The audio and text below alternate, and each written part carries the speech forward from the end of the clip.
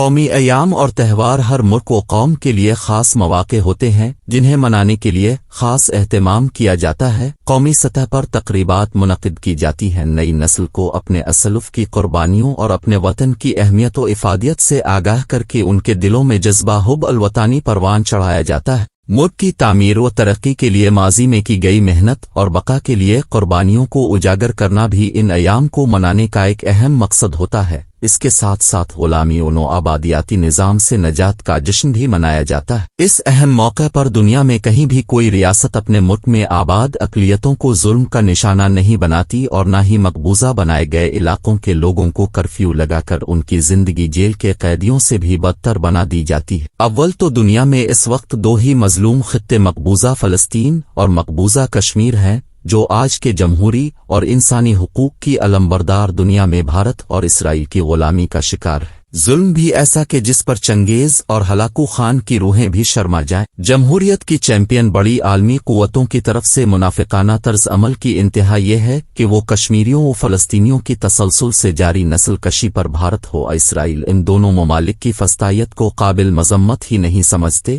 عورتوں اور دنیا بھر میں انسانی حقوق کی تنظیمیں ہوں یا اقوام متحدہ کے اس حوالے سے ذیلی ادارے اب ان کی مقبوضہ کشمیر و فلسطین میں جاری انسانی حقوق کی خلاف ورزیوں پر رپورٹس کی اہمیت ہی باقی نہیں رہی۔ نہ ہی اقوام متحدہ میں دمخم ہے کہ وہ امریکہ و برطانیہ کی مرضی کے برخلاف دنیا میں ہر طرح کے قوانین سے بالاتر سمجھے جانے والے بھارت اور اسرائیل کے خلاف تادیبی کارروائی کر سکے۔ اگر صرف گزشتہ ایک ہفتہ کے دوران مقبوضہ کشمیر میں وہاں ناجائز قابض بھارتی فوج کی کشمیریوں پر ڈھائے جانے والے مظالم پر نظر ڈالیں تو 28 کشمیری نوجوانوں کو حریت پسندوں کا سہولت کار اور حمایتی قرار دے کر بغیر کسی مقدمہ کے حراست میں لیا جا چکا ہے۔ 5 کشمیری نوجوانوں کو جعلی مقابلوں میں شہید کر دیا گیا ہے۔ یہ ساری کارروائی 26 جنوری 2023 کو بھارتی یوم جمہوریہ کے موقع پر کشمیریوں کو بھارت کے خلاف روایتی احتجاج سے روکنے کے لیے کی گئی، جس میں بغیر اعلان کیے 26 جنوری کا سورج طلوع ہونے سے 24 گھنٹے قبل وہاں کرفیو کا نفاذ شامل تھا۔ ان تمام ہتھ کنڈوں کے باوجود کشمیریوں نے بھارتی یوم جمہوریہ کو یوم سیاہ کے طور پر منانے کی اپنی پرانی روایت برقرار رکھی، جو کہ ہمیشہ کی طرح صرف بھارت ہی نہیں ان تمام بڑے جمہوریت کا راگ الاپنے والے ممالک کے چہرے پر زوردار تماچا ہے، جو اس موقع پر بھارت کو مبارکباد تو دیتے ہیں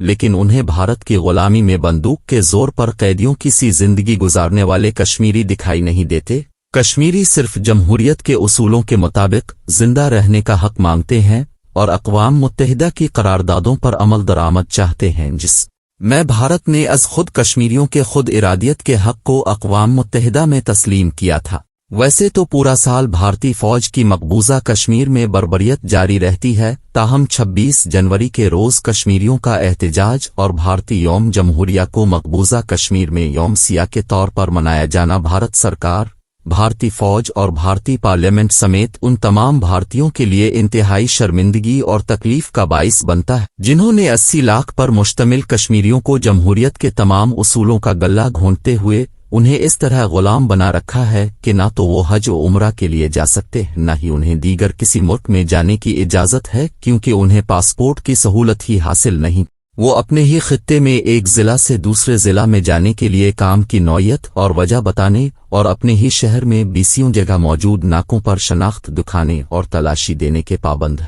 انہیں ہر وقت گھروں کی تلاشیوں کا سامنا ہے کہ نہ جانے کب ناجائز قابض بھارتی فوج ان کے محلے اور گلی کا محاصرہ کر کے گھر گھر تلاشی شروع کر دے۔ تلاشیوں کے دوران گھر میں موجود نقدی اور خواتین کے زیورات اٹھا کر لے جائے اور خواتین کو جنسی طور پر ہراساں کرے۔ اگر ان کے اس اقدام کے خلاف گھر کا کوئی نوجوان مزاحمت کرے تو اسے بدترین تشدد کا نشانہ بناتے ہوئے گھسیٹتے ہوئے ساتھ لے جائے۔ بھارت نے آزادی ملنے کے بعد برطانوی راج کے دوران حکومت ہند ایکٹ 1935 سے نافذ نظام کو منسوخ کرتے ہوئے 26 جنوری 1949 کی دستور ساز اسمبلی کے ذریعے نئے آئین کا نفاذ کیا اور بھارت کو سیکولر نظام کے تحت ایک جمہوری ملک ڈکلیئر کیا اور ساتھ ہی ہر سال 26 جنوری کا دن بھارت میں یوم جمہوریہ کے طور پر منانے اور اس روز عام تعطیل کا اعلان کیا گیا۔ اس کے بعد ہر سال نئی دہلی میں بھارتی یوم جمہوریہ کے موقع پر بھارتی صدر کی زیر صدارت مرکزی تقریب کا انعقاد کیا جاتا ہے۔ دہلی میں اس روز میلے کا سما ہوتا ہے۔ تقریبات کا یہ سلسلہ 3 روز تک جاری رہتا ہے۔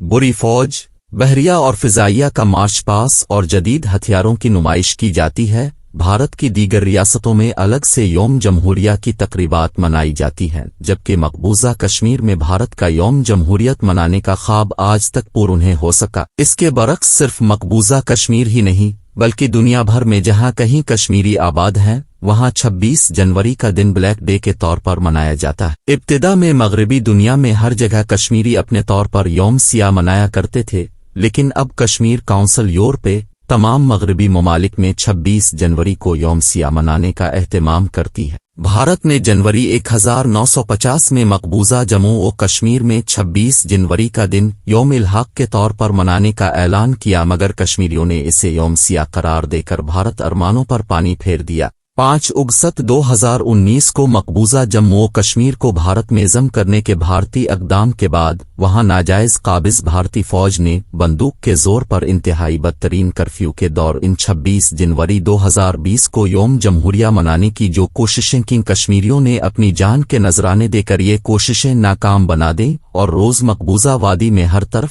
ہر ضلع، ہر شہر کی ہر گلی میں لاکھوں کی تعداد میں جدید ہلکے خود کار ہتھیار اوہے سے لیس صفاق بھارتی فوجیوں کی موجودگی کے باوجود کشمیری نوجوان یوم سیاہ منانے اور بھارتی ناجائز قبضے کے خلاف احتجاج کے لیے باہر نکلے۔ ان پر کی گئی براہ راست فائرنگ میں 9 بچ اوہے سمیت 28 کشمیری نوجوان شہید کر دیے گئے اور زخمیوں کی تعداد 90 بتائی گئی۔ انٹرنیٹ اور موبائل ٹیلی فون سروس بند ہونے کے باوجود اتنی بڑی تعداد میں ایک ہی روز کشمیریوں کی شہادتوں کی خبریں باہر آئیں تو عرب نیوز نے اسے یوم خون لکھ کر بھارتی جمہوریہ کا حقیقی چہرہ بے نقاب کر دیا۔